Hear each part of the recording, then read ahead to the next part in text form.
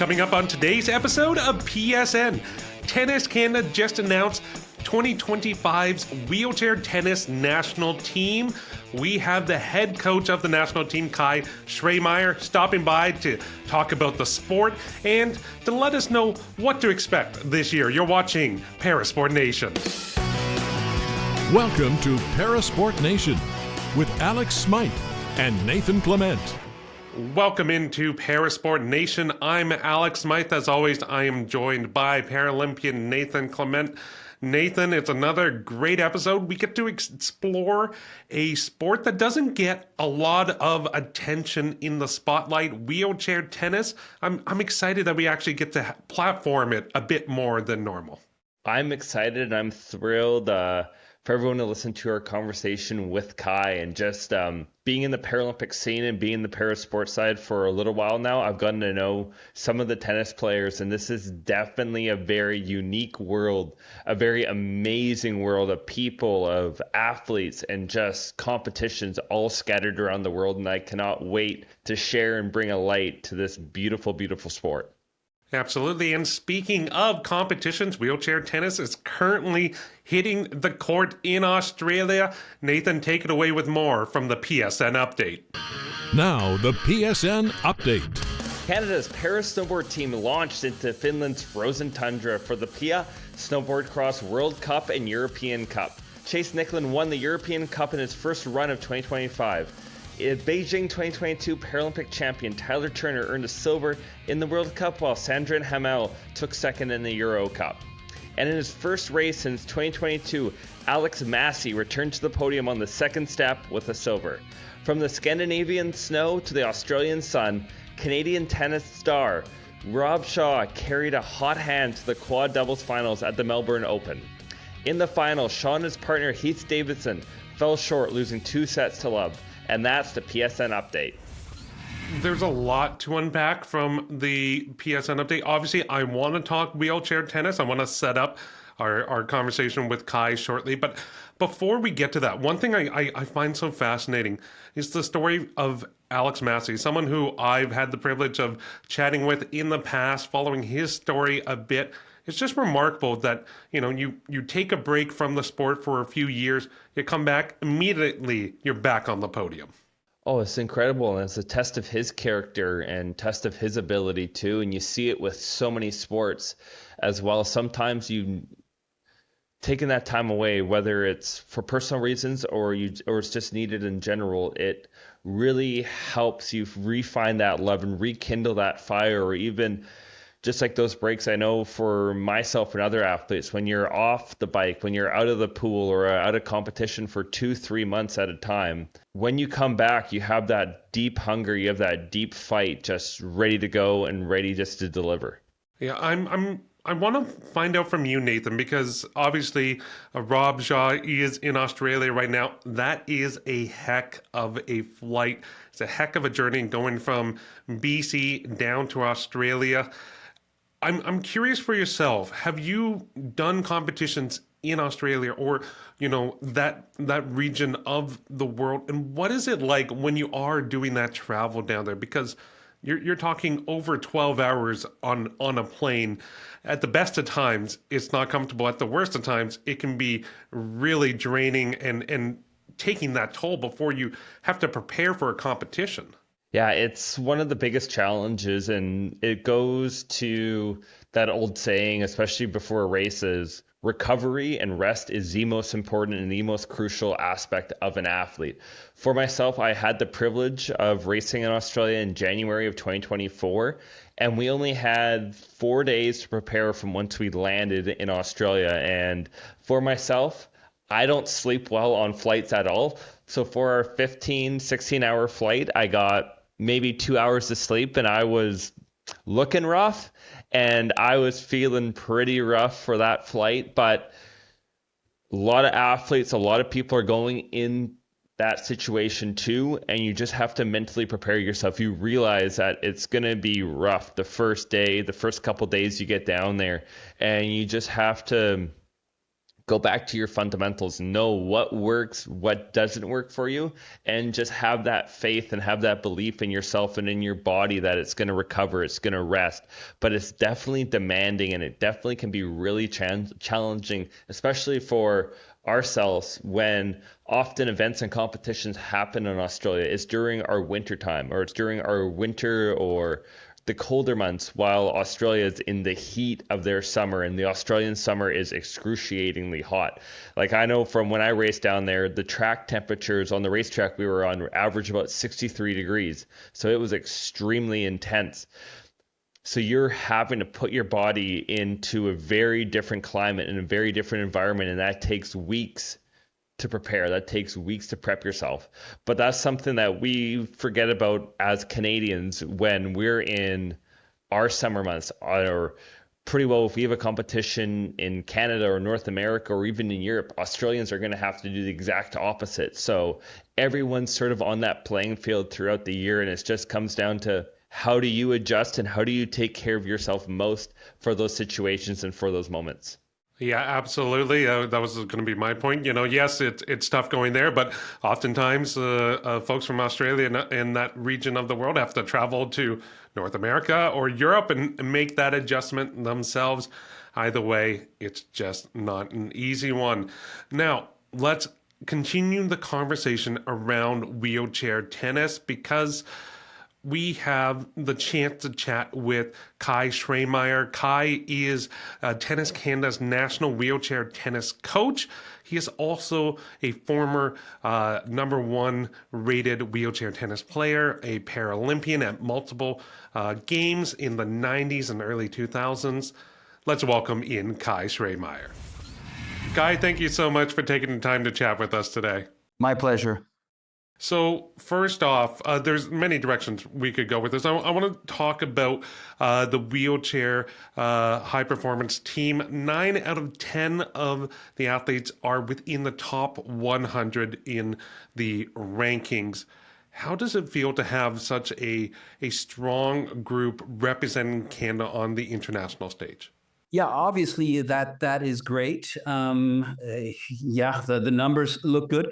We wish we'd have more players in higher up. So right now, Rob Shaw in the quad division is our highest ranked player. So the goal is to get up the other guys higher up there and into the 30s and 20s.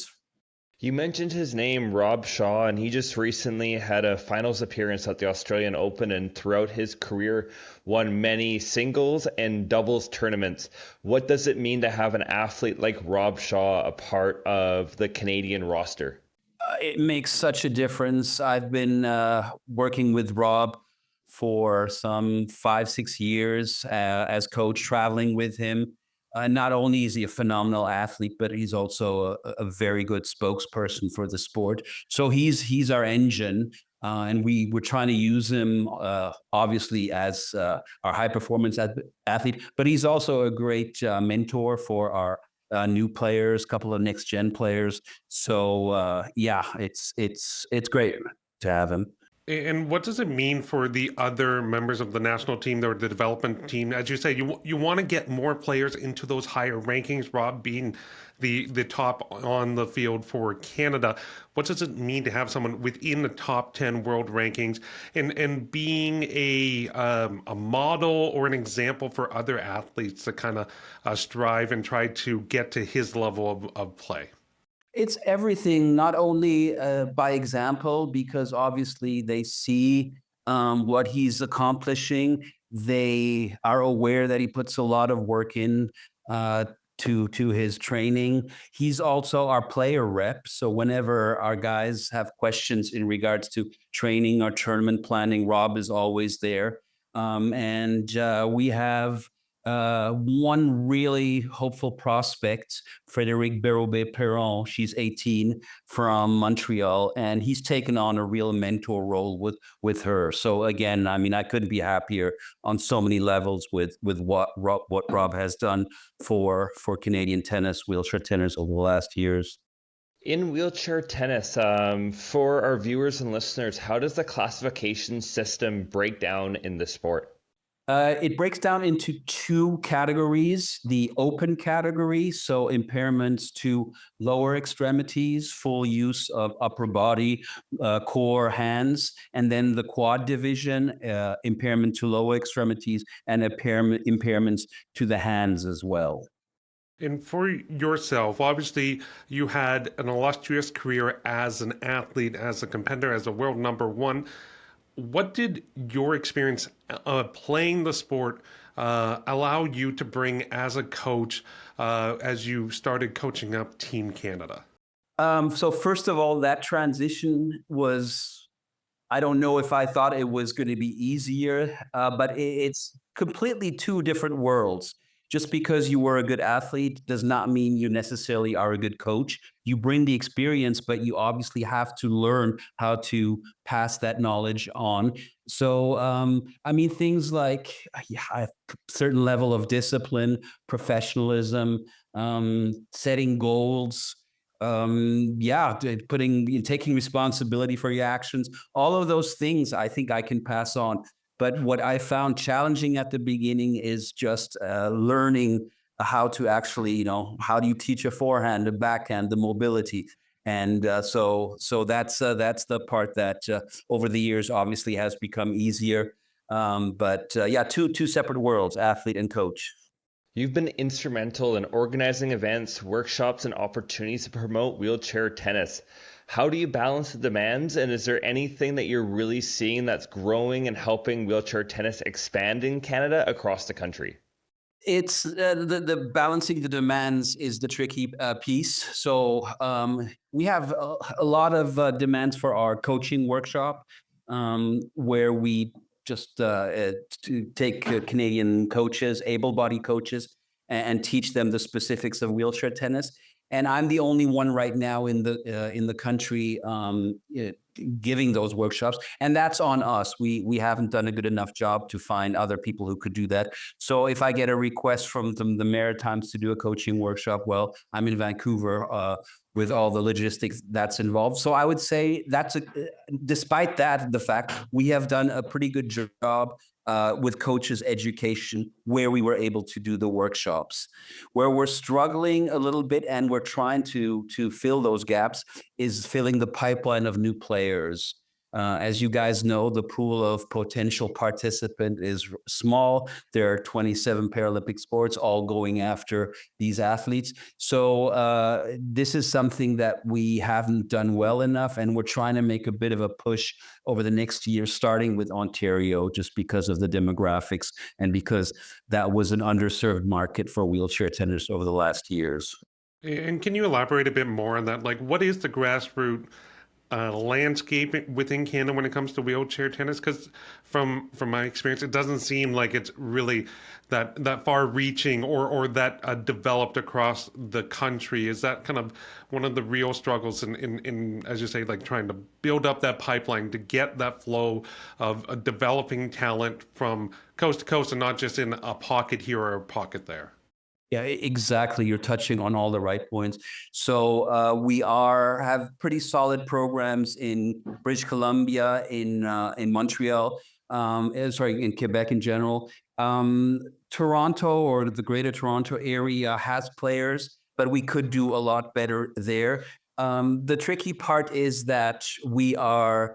As Tennis Canada, there's a couple of people here that work exclusively on wheelchair tennis, and we wish we were more doing that. So we rely on provincial partners, the parasport wheelchair associations, and those organizations are multi-sport. So they have these different sports that they need to service and are also not as well staffed to really do justice to all the sports.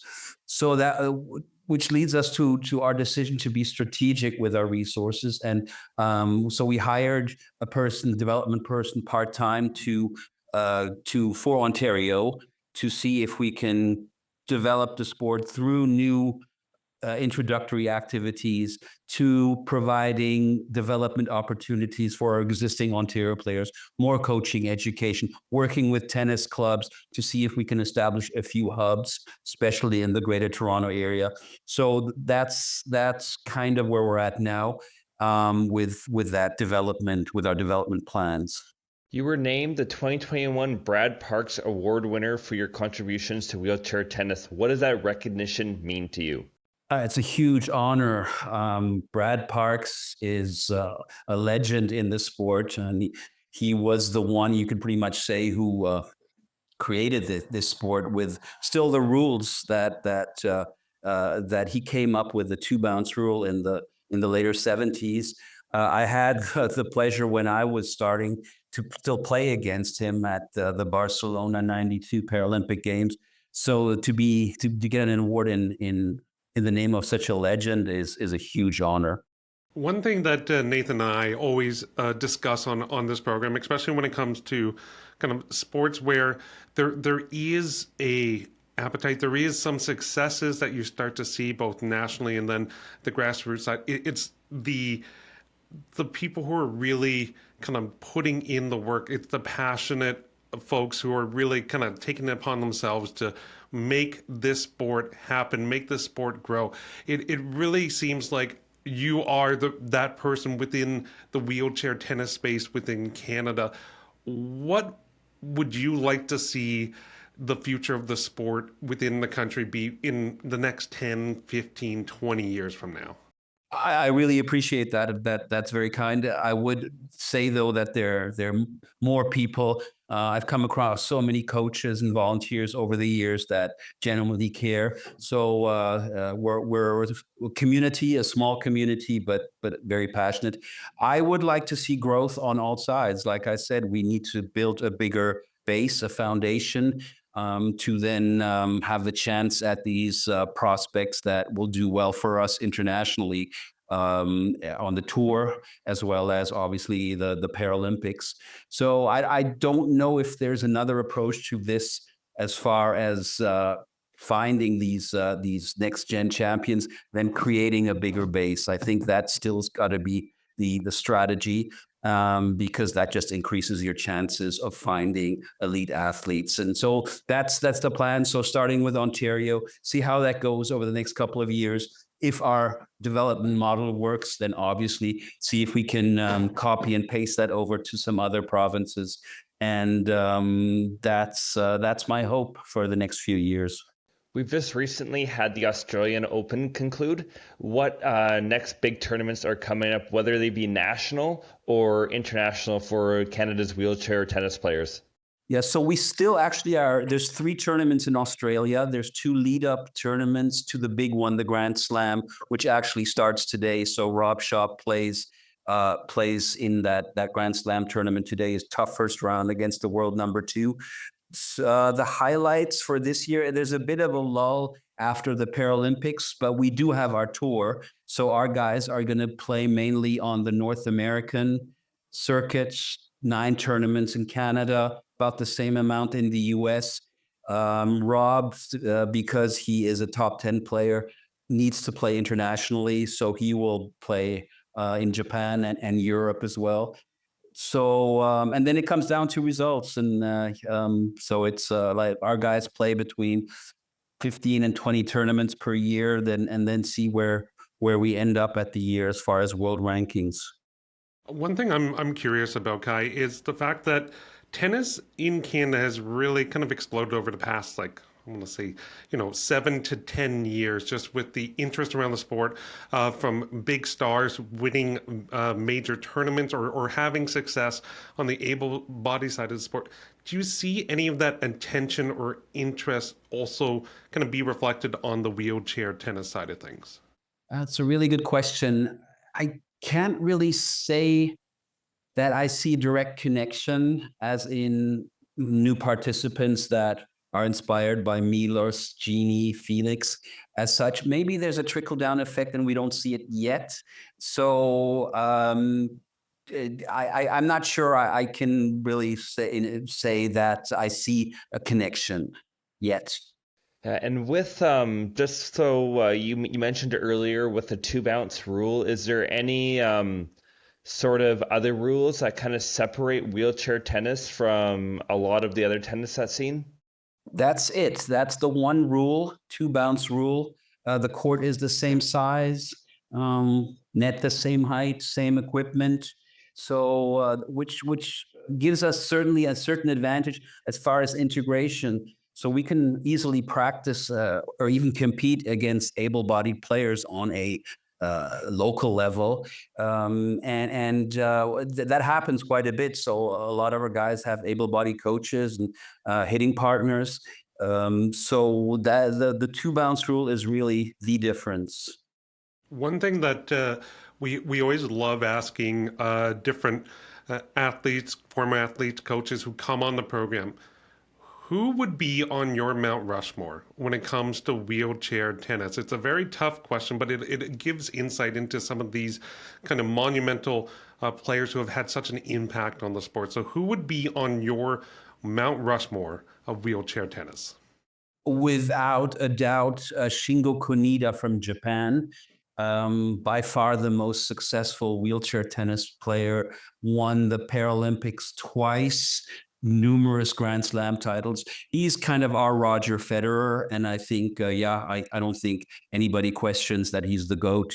My lord, so my hero, the guy that got me involved, Randy Snow, who in the late 80s, 90s was the best player in the world. So he's certainly up there. David Hall from Australia played at my during my time. Is I would put him among the top players. And now the next generation is coming up. Tokito Oda from Japan. He looks like he's going to be able to surpass even Shingo Kunida's records. So did I give you four names there? You did, and that was fantastic. I'm curious though, with the two of them being from Japan, why has Japan had such success in the sport through the years? Yeah, that's the $1 million question. We tried as much as we could to answer that question. We've spoken to their development people. One of the key factors is this role model, the idea of somebody, a superstar like Shingo Kunida, who is he's a known figure in Japan. So he's not only known in the tennis community, he is literally known to a larger Japanese audience. So he's in commercials and on TV, other appearances. And we know for a fact that this new next gen superstar, Tokito Oda, saw him on TV and saw what he was doing and just said, yeah, I want to try that. So, and that's the case for other countries too. That's the case for the Netherlands, who've always had great players who were household names, and then from generation to the next were inspired the new players. That we think is a key factor for countries that have developed, such as Japan. The GB has had phenomenal players over the years, and Holland probably, just to name probably the three top countries. Well, Kai, this has been phenomenal, and hopefully, as the sport continues to grow, more household names like Rob Shaw get to start to inspire and connect with folks that they want to try the sport just because they've followed their athlete journeys as well. So, thank you so much for taking the time to chat with us today. Thank you very much. Really appreciate your interest. I really liked that final answer from Kai. I thought it was really interesting, talking just how, we always like to see the differences between what different nations are doing, what successful sport looks like in these different countries. Why are they growing? Why are they so well developed? Just hearing that answer around, well, they're celebrating the athletes and folks from the community are seeing themselves in the public spotlight, being celebrated, and having their glory put on display for others. It invites others to want to get into the game. If you see yourself, you're going to want to represent it as well. So I thought that was really interesting, hearing how Japan celebrated their para athletes and it's welcomed a whole new generation. Oh yeah, that's everything at the name of the day, and you see it in so many different sports right now going around the world, especially with women's basketball, women's soccer, just these names and these incredible storylines that are coming out, but even with wheelchair tennis in Japan. And I've been lucky enough to go to Japan, go to a lot of Southeast Asia and East Asia, and the amount of billboards, the amount of advertising and just recognition athletes get out. I remember I was walking down the street in Kuala Lumpur in Malaysia, and I saw billboards celebrating at that time Rio 2016 medalists from the Malaysian para badminton team and para table tennis team. Like, there is recognition and celebrations going all around the world for different athletes, and it's really incredible, as you said, that if you see people that look like you, that's going to grow that attention, and then you can see yourself in situations like that. I know in Vancouver, where I live, there's a very big tennis tournament that happens every year down at Kitsilano Beach, and it's in the heat of the summer, so it's the perfect time for people to come down, watch players play wheelchair tennis. And when you have opportunities, when you have events like that, it really allows that opportunity for people to view, for people to see, and people to get those dreams going and get those kind of feelings. Because you and I could probably talk about our athletic heroes or people we looked up to, whether it's in sport or broadcasting, and we saw what they were doing, we saw what they were accomplishing, and we're like, I want to do that one day. I want to chase that. I want to be the next so-and-so. And it's really incredible when you can get those stories out there, you can get those people out there. It can change lives. Yeah, absolutely. And it is something that I think Canada can do a much better job at. You see a little bit. You do see some national commercials and things like that featuring athletes from the Paralympic team, but they're few and far between. I just think we could definitely do more. But another fascinating thing from the conversation that I pulled is the low barrier to entry when it comes to a sport like wheelchair tennis. As Kai said, the only difference is the double bounce rule. That is and being in a wheelchair.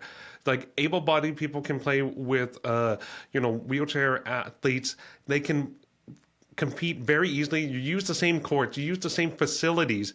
We have those in place already.